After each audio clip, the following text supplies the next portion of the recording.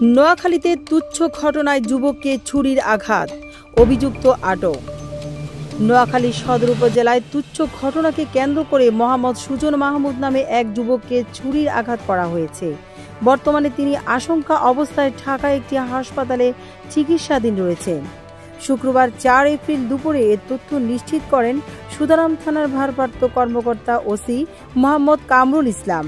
এর আগে বৃহস্পতিবার ৩ এপ্রিল রাত ১০টার দিকে চরমটুয়া ইউনিয়নের উদয় সদুরহাট বাজারের একটি ভবনের ছাদে এই ঘটনা ঘটে। ঘটনার পরপরই অভিযুক্ত রিমনকে স্থানীয়রা মারধর করে পুলিশে হস্তান্তর করে। আটক রিমন সুবর্ণচর উপজেলার বাসিন্দা এবং পেশায় একজন ওয়ার্কশপ শ্রমিক। আহত সুজন চরমটুয়া ইউনিয়নের ৬ নং ওয়ার্ডের রামানন্দ গ্রামের বাসিন্দা এবং পেশায় একজন দিনমজুর। স্থানীয়রা জানান, সুজনকে বৃহস্পতিবার রাতে উদয় সদুরহাট বাজারের একটি ভবনের ছাদে ডেকে নিয়ে রিমন সহ ৩ যুবক।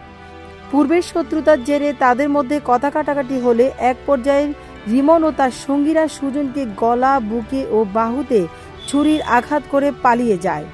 সুজনের চিৎকার শুনে স্থানীয়রা তাকে উদ্ধার করে নোয়াখালী জেনারেল হাসপাতালে নিয়ে যায়।